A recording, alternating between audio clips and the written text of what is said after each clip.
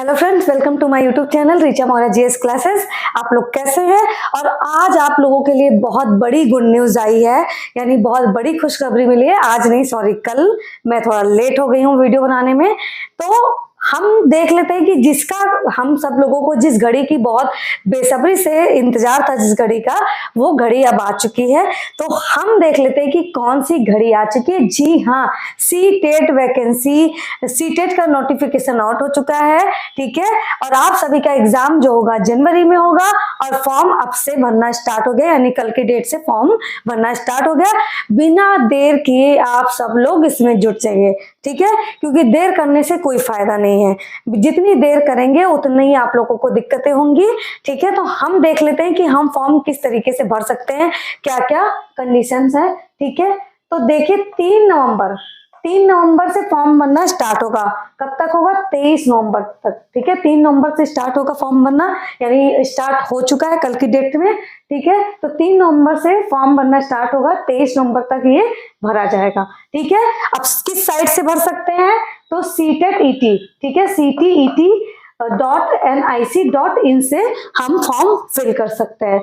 इसके बाद देखते हैं कि करेक्शन डेट, यानी आप अगर फॉर्म में आपके कुछ गड़बड़ी हो गई है तो आप अपना अपने फॉर्म को करेक्ट कर सकते हैं। वो भी 28 नवंबर तक, ये 28 नवंबर से 2 दिसंबर तक आप फॉर्म को करेक्ट कर सकते हैं, ठीक है। इसके बाद देखते हैं कि ये क्या है, मोर देन 1 एप्लीकेशन, यानी कि अगर आप कोई फॉर्म भर रहे हैं तो एक ही एप्लीकेशन से भरेंगे, या ऐसा नहीं करेंगे कि इस एप्लीकेशन से ये फर्स्ट पेपर भर रहे हैं तो दूसरे एप्लीकेशन से सेकंड पेपर भर रहे हैं। नहीं, आपको एक एप्लीकेशन से ही दोनों पेपर को फिल करना होगा, ठीक है।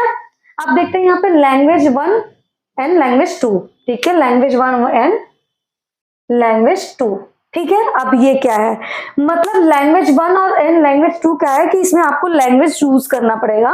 तो लैंग्वेज 1 में मैं आपको प्रेफर करूंगी कि आप हिंदी लीजिए, ठीक है। अगर आप हिंदी लेंगे तो आप सबके लिए आसान होगा। ये मत सोचिएगा कि हमारा इंग्लिश है, मैं CBSE बोर्ड से हूं तो मैं इंग्लिश ले लूं, नहीं। आप अपना प्रेफरेंस जो दीजिएगा वो हिंदी को दीजिएगा, क्योंकि इंग्लिश का जो मतलब जो पोएम वगैरह आता है, पोएट्री वगैरह आता है, उसका पैसेज बहुत ही टफ आता है, जिससे नंबर बहुत ही कम होते हैं। तो आप कोशिश करिएगा, क्योंकि हिंदी आपकी कितनी भी खराब होगी तो इतनी खराब नहीं होगी कि आप कविताएं और पैसेजेस को पढ़ ना सके, उसके बिहाफ पे आंसर दे ना सके, तो ऐसा नहीं है। तो आप कोशिश यही करिए कि आपका लैंग्वेज जो 1 है वो हिंदी रहे। हाँ, लैंग्वेज 2 आप हिंदी, संस्कृत, कुछ भी, इंग्लिश, संस्कृत, कुछ भी ले सकते हैं। वो आपके ऊपर है कि आपका हिंदी, इंग्लिश स्ट्रॉन्ग है या फिर संस्कृत स्ट्रॉन्ग है, तो उसके हिसाब से आप लैंग्वेज 2 को चूज कर सकते हैं, ठीक है। अब देखते हैं वैलिडिटी, यानी ये जो सीटेट पेपर कराया जाएगा आप लोगों का, तो उसकी वैलिडिटी कितनी रहेगी? तो उसकी वैलिडिटी लाइफ टाइम रहेगी, मतलब आजीवन रहेगा, ठीक है। लाइफ टाइम तक आपकी ये डिग्री मान्य रहेगी। अब देखिए अपीयरिंग, अभी अपीयरिंग क्या है? टीचर ट्रेनिंग कोर्स, ठीक है, टीचर ट्रेनिंग कोर्स, यानी आप अगर कोई भी डिप्लोमा या फिर BTC DLED, जो DLED और ये सब जो कुछ भी करते हैं, तो उसमें क्या है कि अगर आप एडमिशन ले भी लिए हैं, चाहे आप एक दिन क्लास गए हो या फिर आप आखिरी में है, मतलब आखिरी सेमेस्टर में है, तो इसके बावजूद भी आप फॉर्म को अप्लाई कर सकते हैं। अब सेंटर देख लीजिए। सेंटर क्या है कि आपको मिलेगा 4 सिटी, सेंटर चूज करने के लिए 4 सिटी मिलेगा, और आप इन चारों सिटीज में से जो भी आपके नियर बाई होगा उसको आप फर्स्ट नंबर पे रखेंगे। इसके बाद अपना सेकंड नंबर, थर्ड नंबर जैसे भी रखना होगा। और एक चीज याद रखिएगा कि अगर आपने एक बार सिटी चूज कर लिया तो इसके बाद चेंज होने का कोई चांस नहीं है, तो आप सिटी सोच समझ के ही भरिएगा, ठीक है। अब देखिए कि पेपर जो रहेगा, पेपर ऑफलाइन होगा, ठीक है, पेपर ऑफलाइन होगा, OMR सीट पर होगा, ठीक है।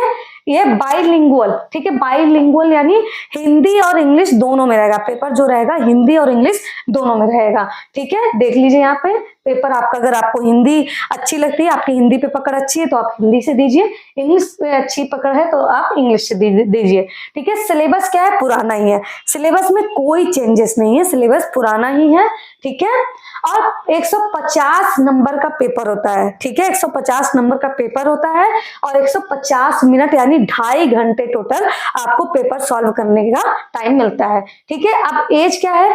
एज में कोई लिमिटेशन नहीं है, नो लिमिटेशन, ठीक है, नो लिमिटेशन, एज में कोई लिमिटेशन नहीं है, आपकी चाहे एज जितनी भी हो आप ये पेपर दे सकते हैं। ठीक है, अब देखिए कि पेपर का जो नेचर है, ठीक है, तो पेपर पहले से बहुत ही ज्यादा, मतलब बहुत ही ज्यादा नहीं, पेपर थोड़ा सा टफ आने लगा है। टफ क्या है, अगर आप लैंग्वेज को समझ लेंगे, सीटेट का जो खेल है वो लैंग्वेज को समझना ही है।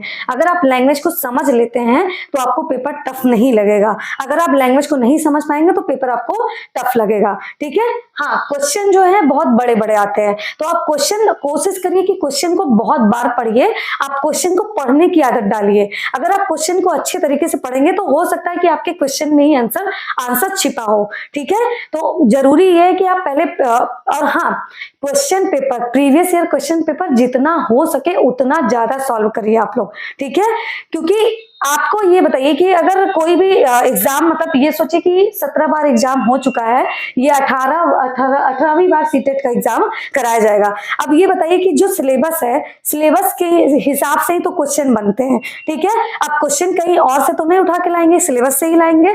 तो भाई क्वेश्चन क्या होता है कि अगर आप प्रीवियस ईयर क्वेश्चन करेंगे तो इससे आपको क्वेश्चन का आइडिया लगेगा, और वही घुमा फिरा के पूछा जाता है, आगे पीछे करके क्वेश्चन घुमा फिरा के वही प्रीवियस ईयर क्वेश्चन से ही पूछा जाता है। तो आप कोशिश ये करिए कि जितने साल का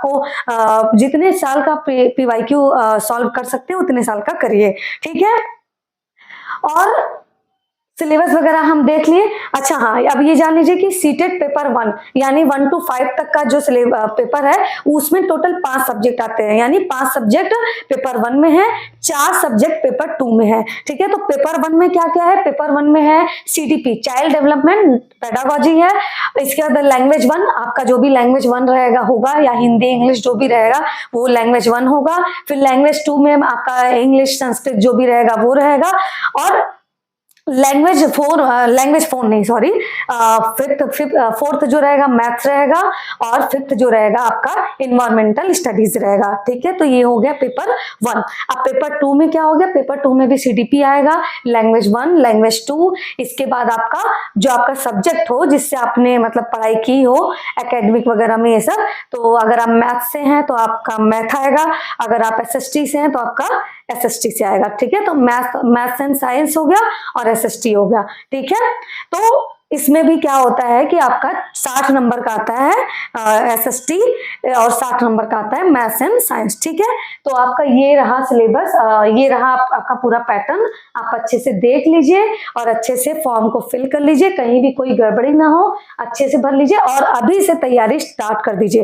वैसे तो अगर देखा जाए तो जनरल वालों को 90 नंबर लाना रहेगा।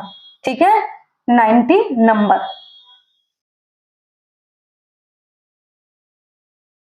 90 मार्क्स।